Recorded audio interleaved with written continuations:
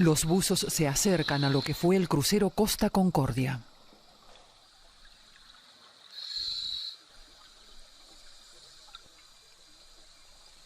Poco después de hacer estas tomas, desaparece la campana del barco y aún no se ha encontrado.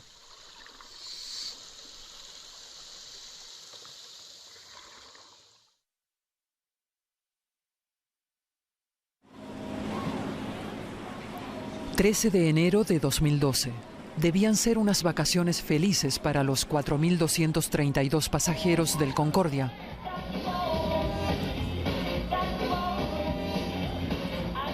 Pero la diversión se acaba pronto. A las 9:45 de la noche el barco choca contra unas rocas. El Concordia se bandea y queda encallado ante la entrada del puerto de la isla de Giglio. Los videos de aficionados documentan lo que sucede a continuación.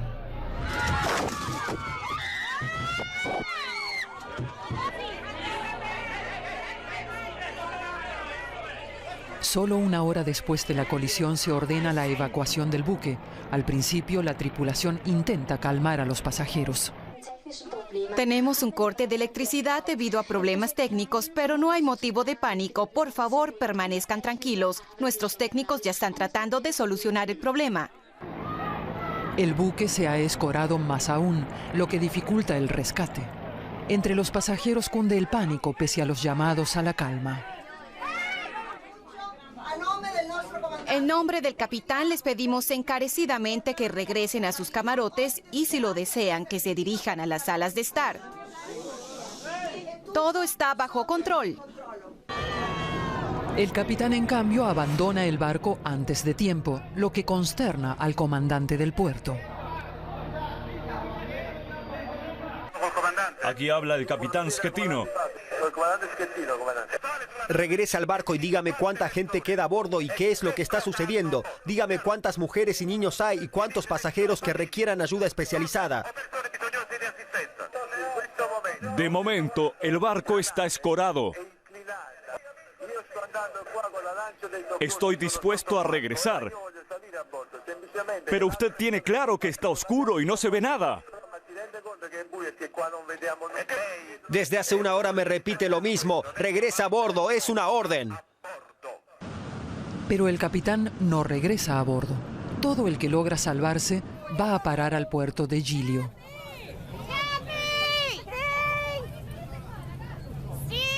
Durante el invierno viven aquí solo unos cientos de personas y a la orilla están llegando miles con hipotermia. Es una helada noche de enero. Pronto se sabrá que no todos sobrevivieron. Los que se salvaron están traumatizados. Todo se tambaleaba, las mesas se caían. Había escenas de pánico por todos lados. El barco se ladeó de inmediato. No sabíamos qué hacer. Nos llevaron al puente para equilibrarlo. No nos han dado absolutamente ninguna instrucción. En la madrugada, los sobrevivientes pueden por fin trasladarse a tierra firme. Transbordadores especiales los llevan de la isla de Giglio al puerto Santo Stefano. Ahora la ayuda está en marcha. Asistencia médica, mantas, lo imprescindible.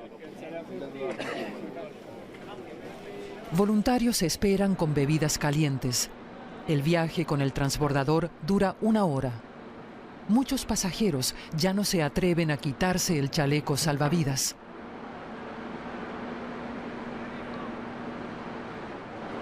Todos tratan de calentarse. Los pasajeros abandonaron el Concordia con lo que tenían puesto en el momento del accidente, con ropa de gala o pijama. Era noche cerrada cuando ocurrió la catástrofe.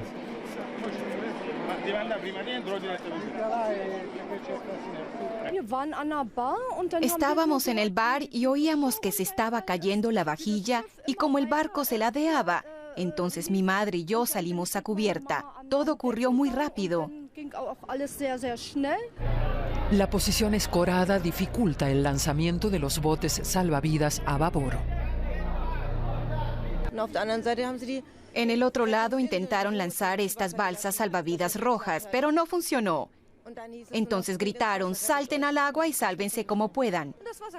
El agua empezó a subir cada vez más hasta que nos alcanzó. Había que saltar. El Costa Concordia y los botes de rescate se quedan en el puerto de Giglio. Es el triste final de un crucero.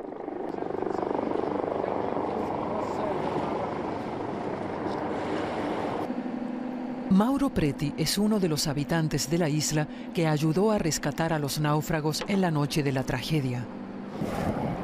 Conoce muy bien las aguas de la isla de Giglio donde encalló el Costa Concordia. Tengo un taxibote, salgo con turistas y llevo a la gente a las diferentes residencias que solo tienen acceso desde el agua. Nunca había visto algo así. El arrecife El Scole provocó la tragedia de la lujosa embarcación. Según el capitán Schettino, no estaba marcado en las cartas de navegación, pero Preti lo duda. Ese arrecife figura en todas las cartas de navegación y hasta en los aparatos GPS que tenemos, así que también debe estar en los de un barco tan grande. Por eso es raro que diga que no estaba marcado. La hendidura que dejó el arrecife en el lado de babor del Costa Concordia mide 70 metros de largo. Schettino se acercó demasiado a la costa. Intentó hacer una maniobra de reverencia, como se la denomina en la jerga de los hombres de mar. 3 muertos, 14 heridos y numerosos desaparecidos, entre ellos varios alemanes, es el triste balance provisional un día después del naufragio. Para los rescatistas comienza una carrera contrarreloj. La fuerte marejada les complica la tarea.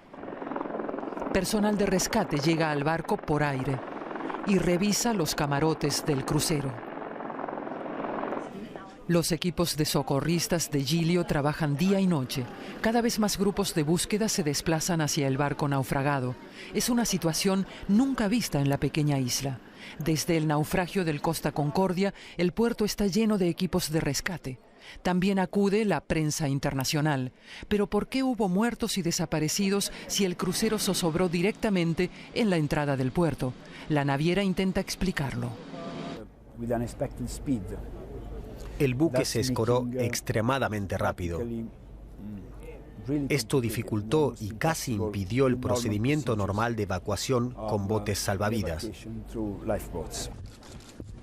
El principal imputado por el siniestro es el capitán Francesco Schettino, arrestado por la policía 2 días después de la catástrofe. Nuevos detalles salen a la luz. Vi al capitán en el bar bebiendo vino con una mujer.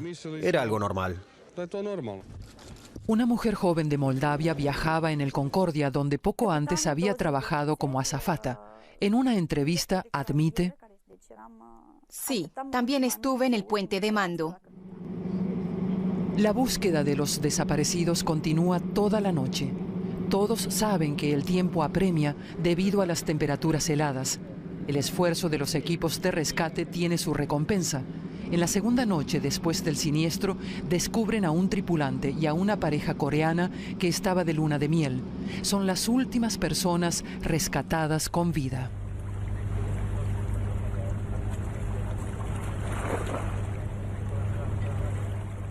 La isla de Giglio se vuelve conocida en todo el mundo por el naufragio del Costa Concordia y con ella sus habitantes.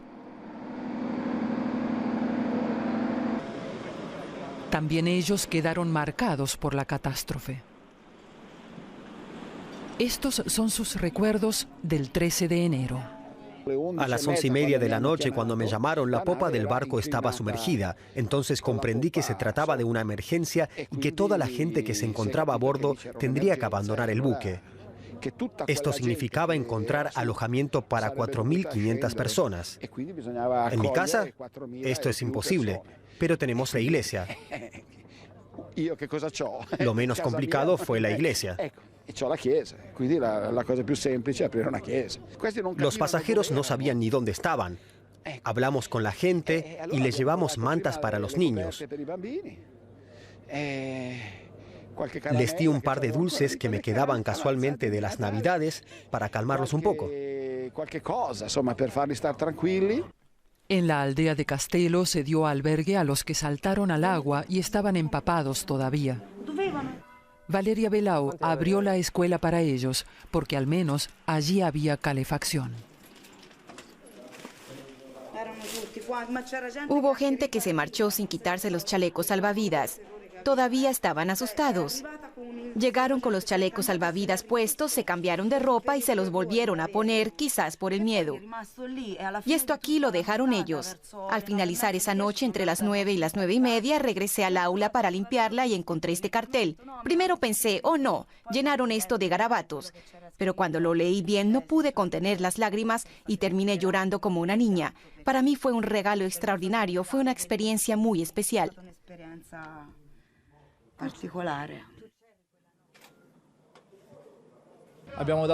Ayudamos con mucho gusto. Abrimos nuestras casas y los llevamos a ellas. Los recibimos en nuestra iglesia, en nuestro jardín infantil. Más que eso no podíamos hacer. Lo que nos queda ahora es ese coloso. Y lamentablemente tengo que decir, me temo que la gente que no ha aparecido está ahí dentro. Para mí no existe otra explicación. Siguen buscando, pero tienen que estar ahí dentro. Lo que hay que hacer ahora es salvar a la isla del vertido del combustible. Hay que bombear ese diésel lo más pronto posible. Eso es lo que más nos preocupa de momento, porque podría hundir a la isla en una gran crisis. Los expertos intentan asegurar el barco naufragado con barreras especiales. En los tanques del Concordia hay unos 2.380 metros cúbicos de combustible pesado. Eso acrecienta el temor a una catástrofe medioambiental.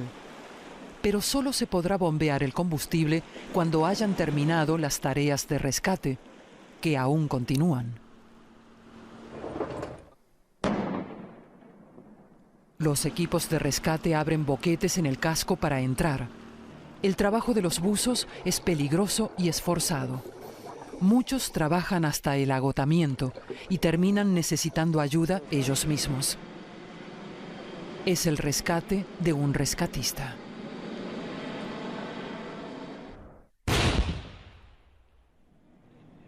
La tarea supone también una fuerte carga psicológica. Los buzos saben que pueden tropezar con algún cadáver entre los muebles y artefactos que flotan.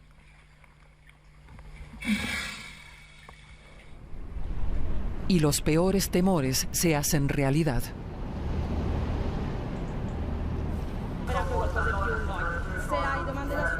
También los familiares de las víctimas y los desaparecidos llegan a Giglio para despedirse.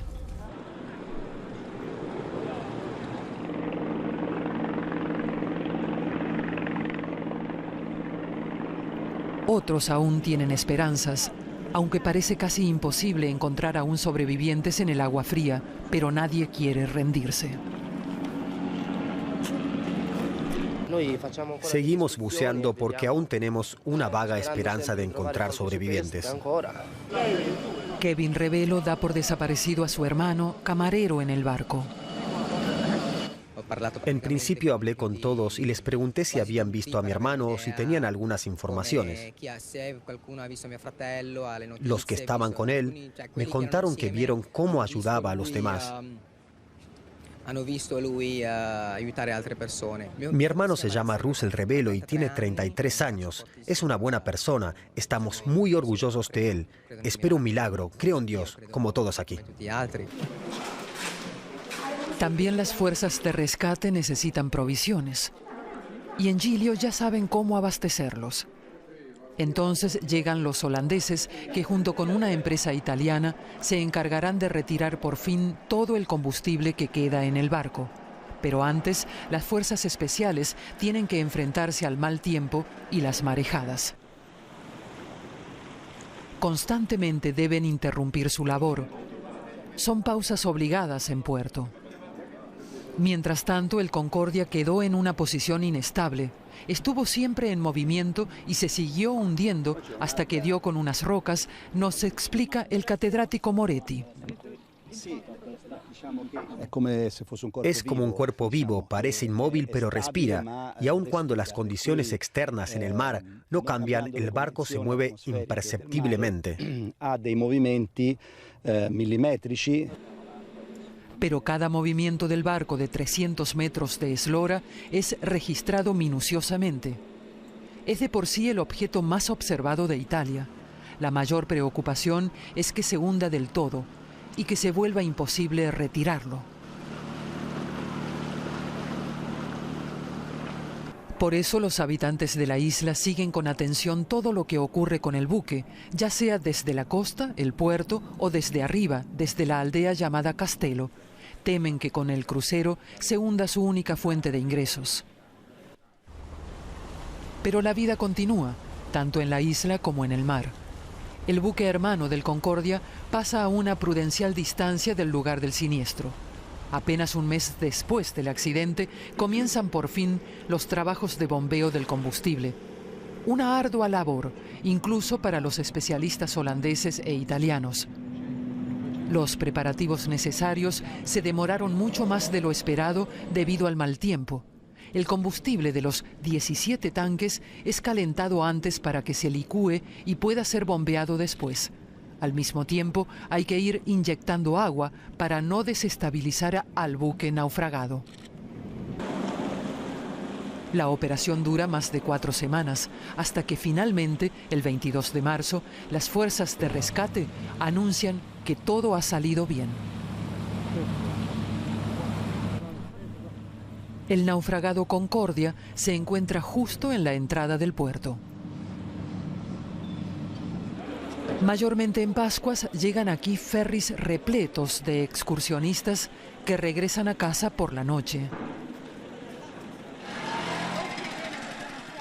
Están solo unas horas en el puerto, pero eso basta para que los bares se beneficien. Porque cada uno se toma por lo menos un café, nos dice Rosalba Pellegrini. Para nosotros sigue siendo una gran tragedia, pero tengo que reconocer que el accidente ha mejorado nuestras vidas y genera más puestos de trabajo, y eso es de vital importancia. Aunque no todos se alegran por la llegada de esta clase de turistas. Para mí no ha cambiado mucho, pero no es lindo ver que vengan tantos turistas, como si esto fuera un lugar de peregrinación. Vacaciones a partir de un siniestro. También los pasajeros del Concordia querían pasar un tiempo sin preocupaciones. El alcalde prohibió imprimir postales con el crucero hundido. No se quiere lucrar con la catástrofe, aunque, según asegura el empresario gastronómico Bassini, también trajo beneficios. Ahora todo el mundo conoce esta isla. Antes no era así. ¿Y si eso no es una ventaja? Los trabajos en el Concordia continúan.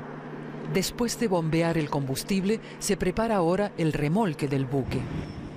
Los habitantes de Giglio insistieron en que no se desguace el crucero ante sus costas debido al peligro de contaminación ambiental. Por eso se transportará el barco entero. Para ello, se erigirá antes una plataforma submarina por el lado que da al mar abierto, para impedir que el buque se siga hundiendo. Después, se fijarán recipientes alrededor del casco que se irán llenando con aire poco a poco. Lo más difícil será enderezar la embarcación. Después se podrá remolcarla. Tenemos que impedir que el barco se escore hacia el otro lado cuando sea levantado. Por eso, según nuestros cálculos, la incorporación debe ser lenta para mantener la estabilidad. Los meses bajo el agua han dejado rastros claros en lo que fue el Concordia. La naturaleza se adueña de los restos. ¿Cómo fue posible un siniestro de esta índole? Audiencia del caso en Grosseto. Han venido equipos de televisión de todo el mundo, pero también muchos pasajeros sobrevivientes. ¿Con qué expectativas? Difícil de decir. No sabemos porque veremos qué sucede. Queremos justicia, que se sepa quién es el culpable, además del capitán. Su responsabilidad está clara, pero queda mucho por explicar. Esperamos que se aclare con el análisis de la caja negra. También el capitán Francesco Schettino está presente en el juicio. El análisis de la caja negra inculpa además a la naviera y a la tripulación. El contenido de la caja negra mostrará que nadie estaba entrenado para un caso así. Sabemos que la tripulación no pudo comunicarse con el capitán. Además, hay aspectos técnicos que no se habían tomado en cuenta. En el momento decisivo, cuando hubo que hacer una maniobra para evitar el arrecife, el timonel no entendió las órdenes del capitán. Era de Indonesia y las órdenes fueron en inglés. En lugar de girar hacia la izquierda, lo hizo hacia la derecha.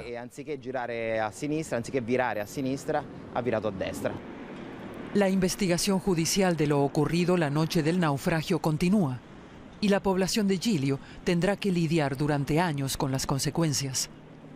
Claro que la isla ahora es conocida en todo el mundo, pero no por su agua cristalina y la naturaleza única, sino por la catástrofe. En verano vinieron muchos turistas por un día, pero varios clientes habituales cancelaron su reserva. La mayor parte de los visitantes se quedó en el puerto. El resto de la isla registró una pérdida del volumen de ventas. ¿Puede uno bañarse en el mar con tranquilidad ante el paisaje de la tragedia?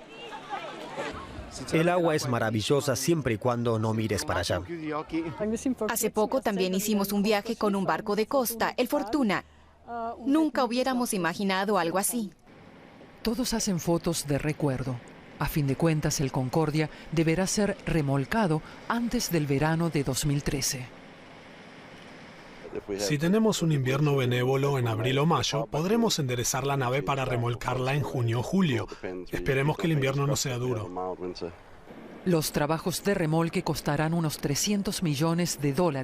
Después del accidente, Italia aprobó una ley que estipula que barcos grandes tienen que mantenerse a una distancia mínima de 2 millas marítimas de los parques nacionales. Un año después de la catástrofe nos reencontramos en Milán con Kevin. Su hermano es una de las 2 personas que siguen desaparecidas.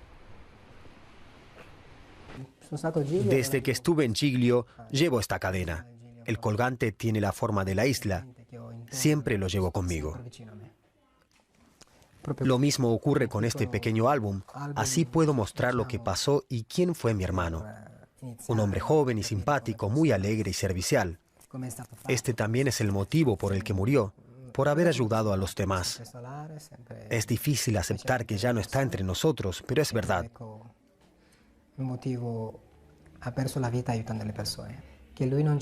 Lo único que pedimos mi familia y todos los que lo conocíamos es que se encuentre al menos algo de sus restos para enterrarlo y poder tener paz.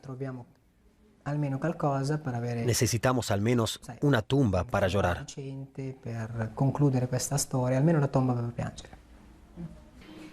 Kevin sigue esperando que aún encuentren a su hermano, a más tardar cuando incorporen y remolquen el Concordia. El mal tiempo retrasa una y otra vez la agenda. Ahora la retirada definitiva está prevista para junio de 2013. En una plataforma para contenedores erigida directamente al lado del barco ha surgido un mundo propio. Los trabajadores duermen justo al lado de la nave naufragada. Las autoridades observan cada fase del trabajo. El análisis continuará 5 años después del remolque. Del interior del barco no se ha retirado nada. Cuando el buque vuelva a estar en su posición original, tendrá que ser trasladado a un lugar que aún no se ha determinado. Y allí habrá que decidir qué se hace con todo lo que se encuentra en su interior, desde los muebles hasta los efectos personales de quienes estaban en los camarotes.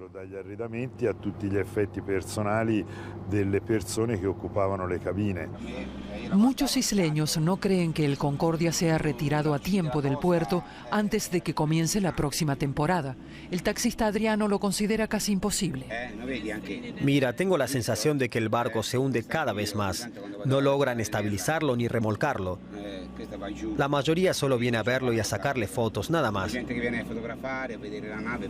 Pero los que suelen reservar una habitación de hotel no vienen esta temporada. Tal vez solo la mitad.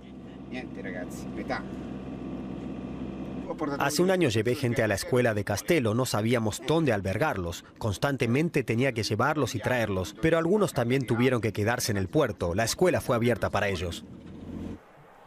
Cuando se mira al mar desde Castello, se sigue viendo el Concordia. Mario Pellegrini tampoco olvidará nunca esa noche de enero. El vicealcalde subió incluso a bordo para prestar ayuda. Las impresiones de esa noche no se le quitan de la cabeza. Cuando el barco se estaba escorando cada vez más, algunas personas se quedaron atrapadas en corredores que fueron llenándose de agua.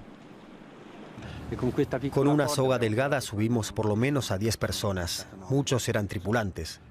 Todavía me acuerdo del último al que salvamos. Era el más valiente de todos. Esperó hasta el final allí abajo y ayudó a los demás. Estaba completamente mojado, el agua le llegaba al cuello. Esa gente sí que ha visto la muerte de cerca. Siempre recordaré esos ojos llenos de miedo. Hubo muchos momentos inhumanos.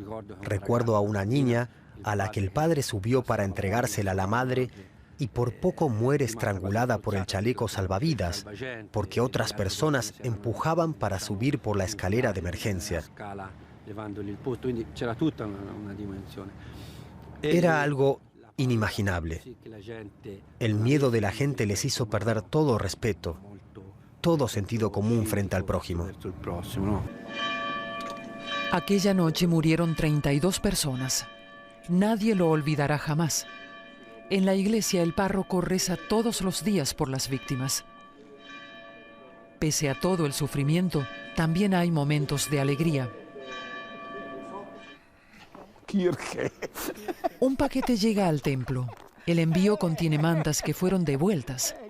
Aquí el párroco colecciona cartas de pasajeros agradecidos. Cada vez que volvemos a estar en el mar, pensamos en usted. Las cartas de agradecimiento llegan del mundo entero, desde Alemania hasta Perú. Fíjese, también han devuelto esta bufanda y estos zapatos. Esa noche helada la gente se tapó con lo que fuera, cuenta el hombre, y nos muestra unos manteles que se usan para cubrir el altar. También sacamos el baldaquín, los tapices, todo. La iglesia como lugar de socorro y refugio. Había que darles una manta de inmediato, decirles dónde se encontraban, tranquilizarlos, decirles todo ha pasado, aquí estás a salvo, estamos contigo. Fue lo que hicimos y ellos comprendieron y lo agradecieron. Llevaré ese momento para siempre en mi corazón. La historia del Costa Concordia no solo es una historia de errores humanos, dolor y tragedia. Es también la historia de la ayuda desinteresada de los habitantes de Giglio.